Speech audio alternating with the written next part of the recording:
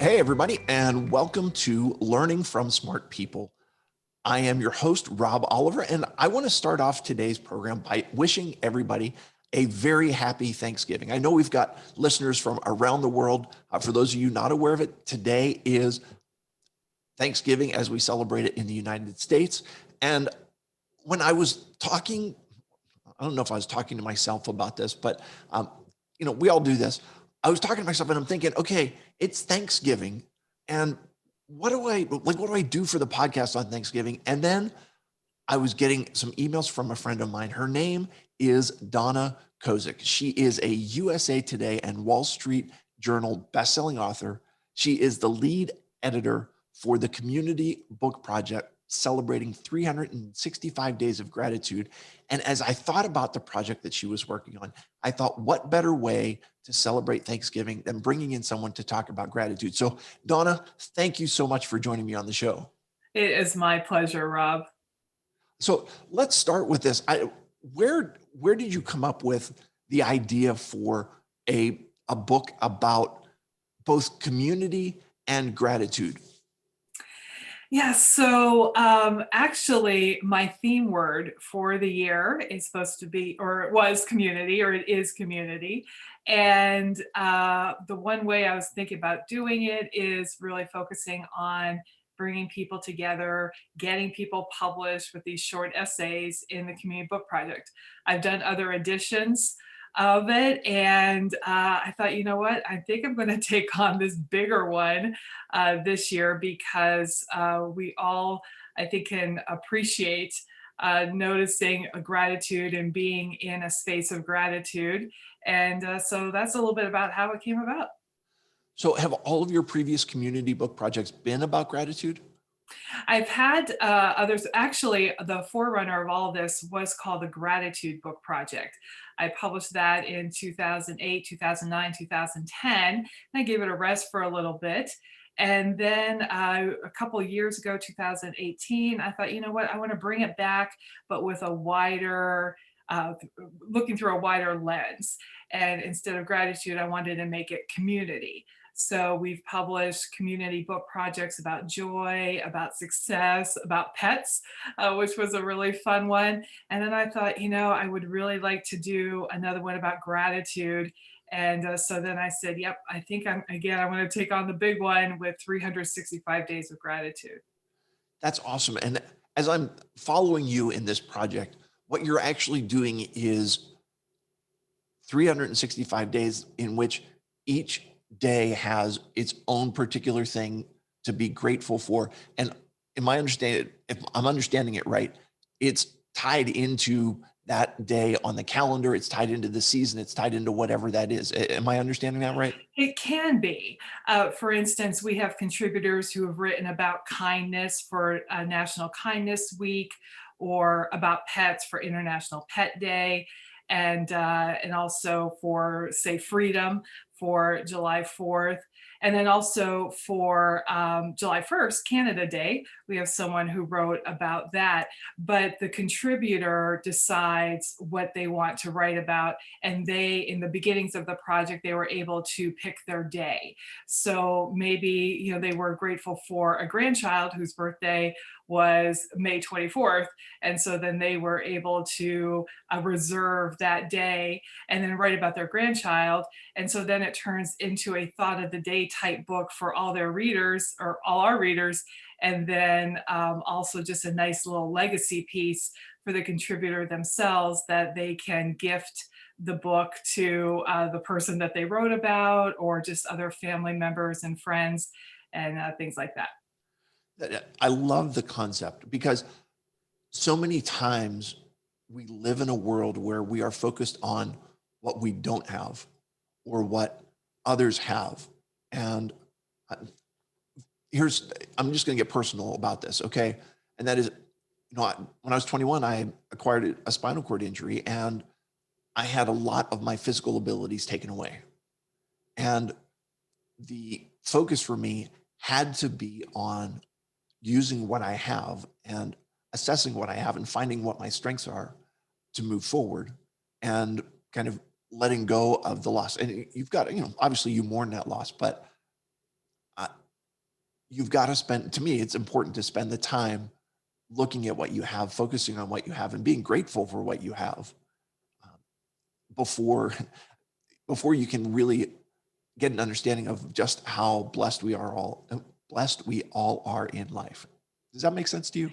Yes, it does. And gratitude and appreciation is such a personal experience. I think it's something that we have to absorb, and we can absorb kind of on our own terms and our own understanding. I think a lot of times the idea of gratitude can become kind of people can feel like it's a superficial thing. Oh, just, feel grateful for wherever you are and things like that. But if you really put it into practice, and I think gratitude is a practice, then and look at things a little bit differently, or rehearse looking at things a little bit differently, then it can become your own and provide you, like you have found, kind of a sense of, if not peace, at least on its way to peace. So, the feelings of anxiety, especially this year that we've all felt, of anxiety, of concern, of isolation,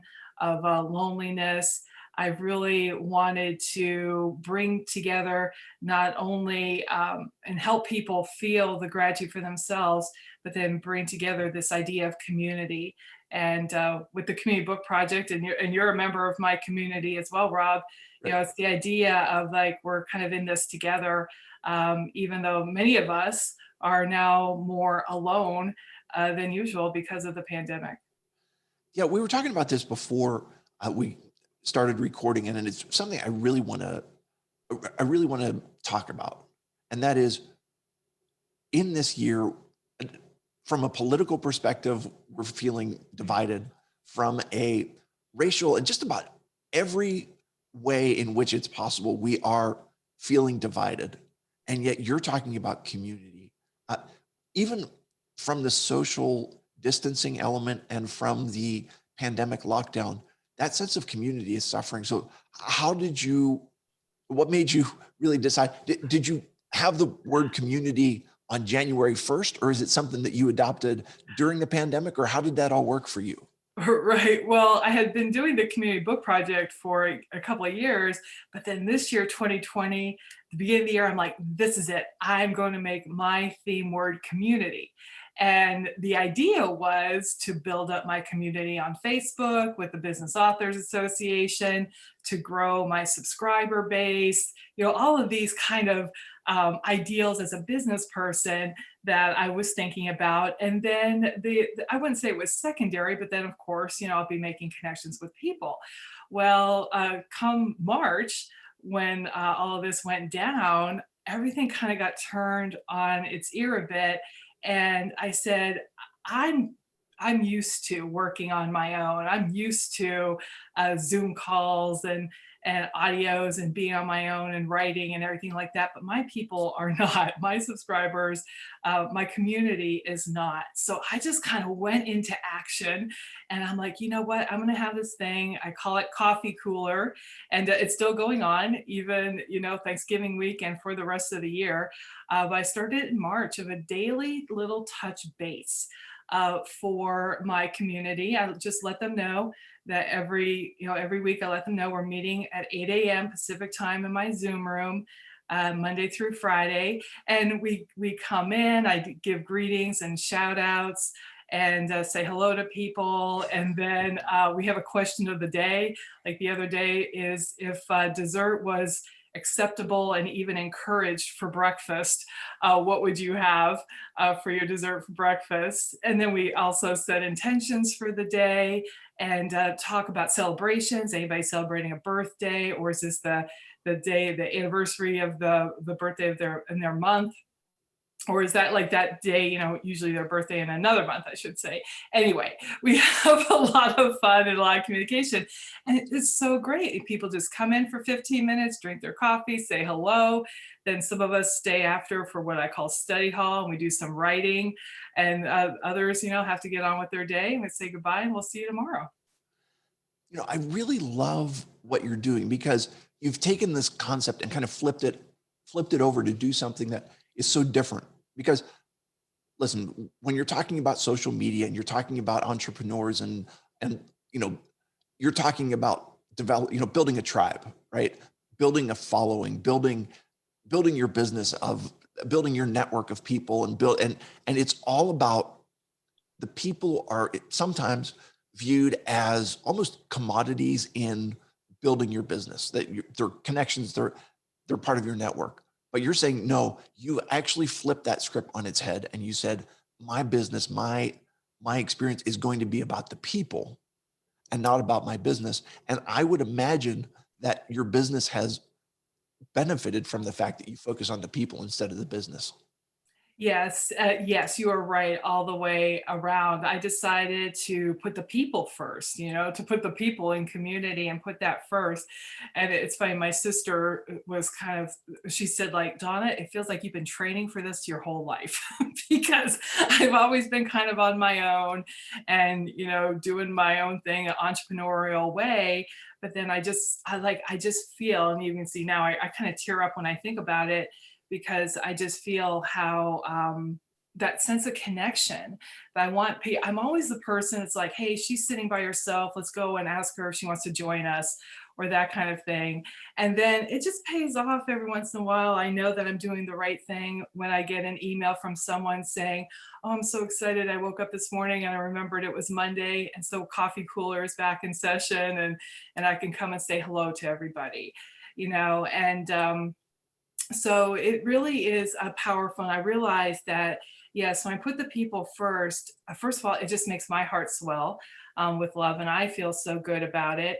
They feel better about it. It's helping them through these times. And then also, yes, it's kind of like, it just wouldn't make sense. It's like, hey, do you want to, come and join me in the community book project? And here's what we're doing. Or I also do these events called Write a Book in a Weekend or ebook in a weekend. If you're interested in having a whole weekend of me guiding you through some of these endeavors in writing a book or a Kindle ebook. So I am grateful that my business hasn't missed a beat because of all of this. And but it's been good. But most of all, it's just the connection with the people. It's really done me good too. I talk about this probably more often than I should, but when I acquired my spinal cord injury, one of the things that I came to understand about life is that life is actually about relationships. That's what it's all about. And the way that you've expressed that is beautiful, that you invest in the people and everything else kind of takes care of itself. We have had Al Condalusi on who talks about social capital. And his idea is likening our social interactions to financial interactions. Okay. And you're investing in people and you're investing in relationships. And as you do that, it builds the capital of the community. It builds value into the community. It builds value into relationships. And you get a richness on the return that is so much greater because you're not investing to get the return, but you invest in other people. And as you do, the return just comes back to you. That is exactly right. And that's beautifully put. I love that. And it is true something, and it can be scary for a lot of entrepreneurs to say, you know what, I'm going to let loose of like studying the numbers and worrying about conversion and adding, building my subscriber base and stuff, and instead focus on that investing in people as you said. But I'll tell you what, it's such a great way to let the love energy flow of what I think we're meant to be and to do here on this earth and to connect with others. And I like to say that we are all teachers and we are all ministers, and it can just look in different ways. And I'm very, very grateful to have found my slot in how to do that. That's awesome. So are there 365 different people that have written pieces for you? We have about over 200 people. Some people got more than one slot in the book. Say they wanted to write about a couple of grandkids or something like that. Okay. And I'm just curious, like, I would imagine that you've got some really cool stories that are coming in there, really cool things that people are expressing gratitude for that you were like, wow, this is amazing, or I wouldn't have thought of this. Or do you have any of those stories? Well, I don't have one particular. Well, actually, do I? Actually, I might. Yes, I have one that I could read for you. That's actually my favorite, if you don't mind. Oh, that'd be awesome. Okay, great. So this one is comes from Tammy Atchley, who has been such just a great help in putting the book together. She's also a guest moderator for those coffee coolers and study halls that I have in the morning. And this entry appears on November 26th, and it's entitled "Together Forever" by Tammy Atchley. And she writes, "It had finally arrived, Adoption Day. It seemed just yesterday we brought a beautiful little 6-day-old little girl into our home. Jasmine is 2 years old now, and none of us could imagine our family without her in it. Sitting in front of the judge was an experience none of us will forget. Our usually rambunctious spirited daughter was quiet and just wanted to be held. It seemed like deep down, even she knew the significance of this moment. The judge pronounced us as a family, and as he smacked the gavel down, it thundered throughout the courtroom. I couldn't believe she was ours. She is my daughter forever. A day none of us will ever forget. The day a beautiful little girl became a permanent member of our family. We celebrated all day long. I held her in my arms that night before bed, and as I stroked her cheek and hair, the tears began to fall. She whispered, I love you, Mommy. I thought to myself, there was no greater feeling in the world than knowing that my family, including my new daughter, was mine forever. And again, that's from Tammy Ashley. She's a parenting coach who helps moms of bullied children, and she can be found on Facebook. So that's an Oh, example, Rob, of one of the 200 word entries in the community book project. okay. Now you're making me get a little bit misty eyed. Like that is beautiful. Okay.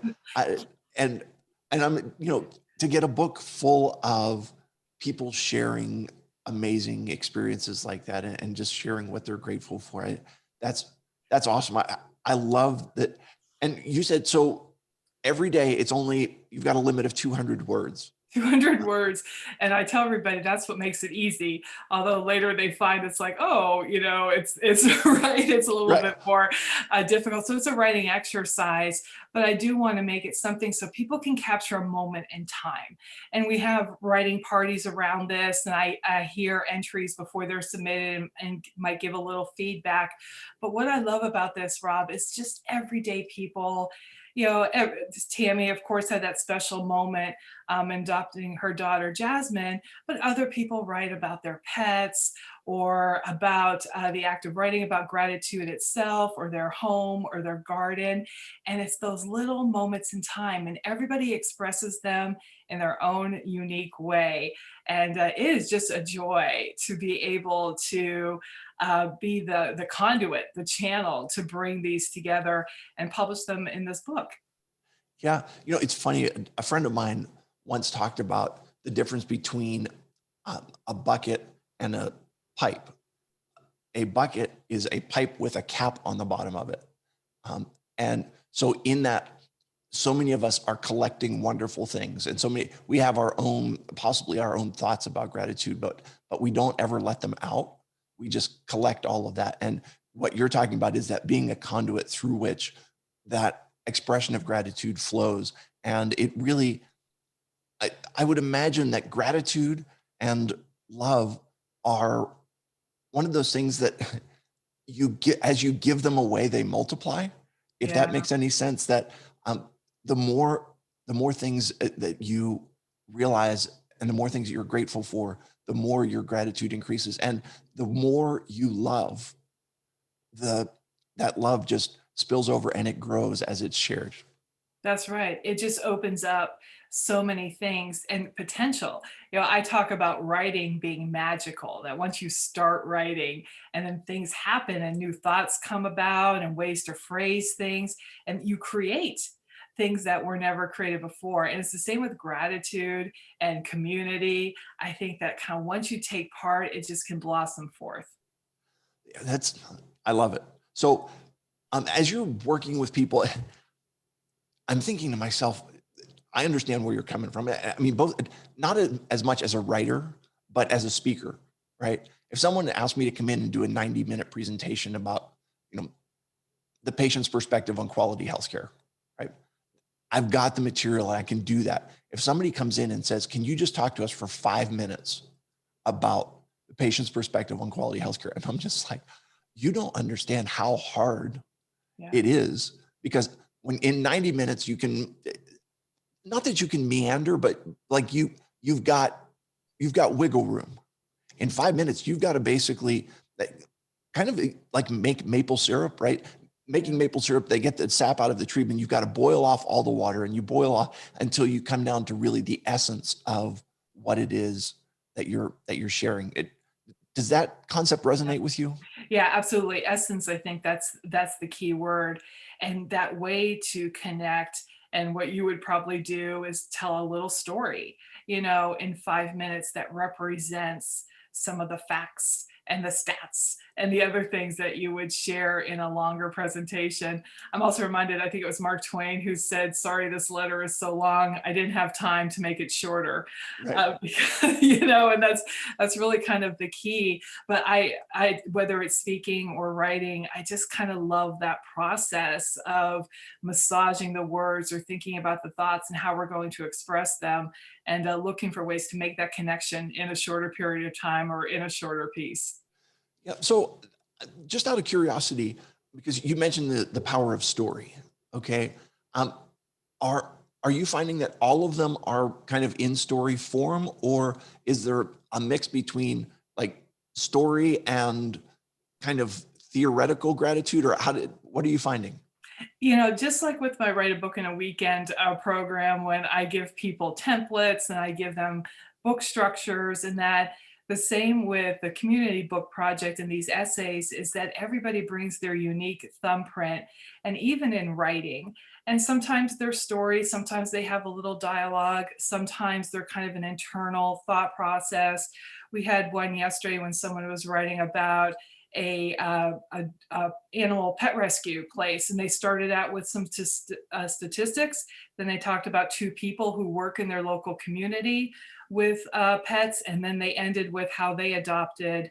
This woman adopted her own dogs that way. So it went from the general to closer, with a couple of examples, and then her own example. And what I find is that people can find their way just by sitting down and and just doing the writing. And then we'll see how it turns out with that unique thumbprint. Yeah, it's. I mean, writing is a form of expression, obviously, and everybody expresses themselves differently, and yet they're doing it in a way that's the right way for them. And I guess that's what your job is in working with people on their writing. Is it's not to tell them how to write or what to write, but it's helping them to find their own form of self-expression. So Exactly, exactly. And even in the writing parties, when I say, just run it past me, and they're like, should I copy it into the chat? I'm like, no, just read it. And then that's where it kind of comes into your realm, where when they read it, I hear things in the writing, and I'll say, oh, you said the word unique twice, too close together, so you might want to take one of those out. Or maybe use this verb instead of that one, or something like that. But usually just minor little adjustments, little tweaks, and they're like, oh yeah, that sounds so much better. And then I'm like, all right, sounds good, ready to submit. right, So yeah, it's just a great process. cool. Wait, listen, we only have a couple minutes to before we wrap things up here. You've done different community book projects now. You said this one's on gratitude. Obviously, you did one on joy. You did one on pets. Do you have kind of thoughts for the next community book project? I do. So next year, I have three projects in mind, and the first is going to be about reading. So it's kind of like a reading lives theme, about so people can tell stories about a book that they loved when they were a kid, maybe teaching their own kid how to read, or their first trip to the library and who took them to the library. So I think that there's some kind of bookish things around that. We'll be publishing that in late spring. And then next year is the 20th anniversary of 9/11. And on the 10-year anniversary, I did a book about personal heroes that people could write little essays. I'm going to do the same for 2021. So we're going to have a community book project about personal heroes. So everybody can submit an entry about that. And then I do look to do another edition of the community book project in 365 days of gratitude again next year. I love it. So listen, if people want to get a hold of you and find out about what you're working on, where can they most easily find you? Well, if you want your own kind of gratitude journal that we put together for this project, and by the way, the book is available on Amazon right now, you can go to thegratitudejournalproject.com and download a free gratitude journal. Again, that's thegratitudejournalproject.com. You can also check out the communitybookproject.com. And if you're interested in writing your own book, you can get my free book planner at freebookplanner.com. That's awesome. I'll put all those in your in the show notes. And listen, Donna, one of the things that I remember most about you is you forever were known as the big business card person. And can you just in 30 seconds tell my audience what that concept is? Absolutely. You know, having your own solo book is a great way to establish your credibility, your expertise, be seen as a thought leader, but you don't have to write War and Peace to do it. You can write what I call a short and powerful book, one that is modest in content, yet meaningful in message. And then something that's 100 pages or less, you can sell it on Amazon, give it away back a room when we're back at events and all that, and use it as that big business card. And it can be a way to grow your own community. I love it. Listen, you have been fantastic. You've shared a lot. And just a reminder for all of us today on Thanksgiving, the need to be grateful. And I would obviously encourage everybody, go out there, get the gratitude journal and see what you can do with that in your life. We have now reached the favorite part of the show for me. It is 3 questions to establish your humanity, the Thanksgiving edition. Are you ready for this? I'm ready. Okay. What is the one thing that will be on your Thanksgiving Day table that might not fit the stereotype? Oh, okay. That might not fit the stereotype. I'd have to say probably banana cream pie. It's a little bit unusual. Normally people go for pumpkin, but yeah, I think it's a banana cream pie that my sister just loves. I love, well, hey, you know what? I can be thankful for banana cream pie. What is one thing that you would say that you are thankful for this year? I would have to say that I have just been thankful that I have found, again, my way and made that connection and being willing to just go for it and say, well, you know, let's kind of see what happens. And I'm really grateful that I have that ability. And then because then I just unearth all gems like I have this past year. Amazing. Last question is, who is going to be sitting around the Donna Kozik Thanksgiving Day table today?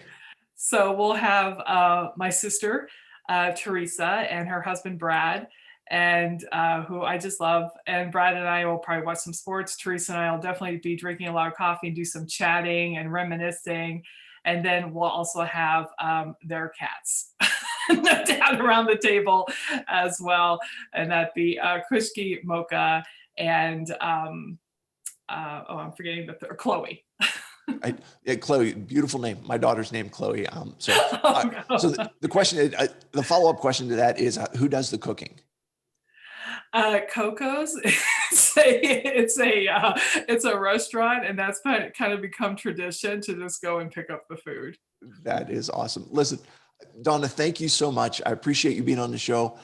It has been fantastic to talk about gratitude on this day of Thanksgiving. Let me also say, for all of the people out there that are listening to the show, I am grateful for you being willing to share your time with me, to take some time and learn from what we're doing.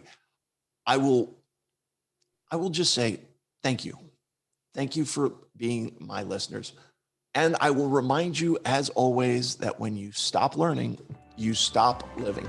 Have a great day, everybody.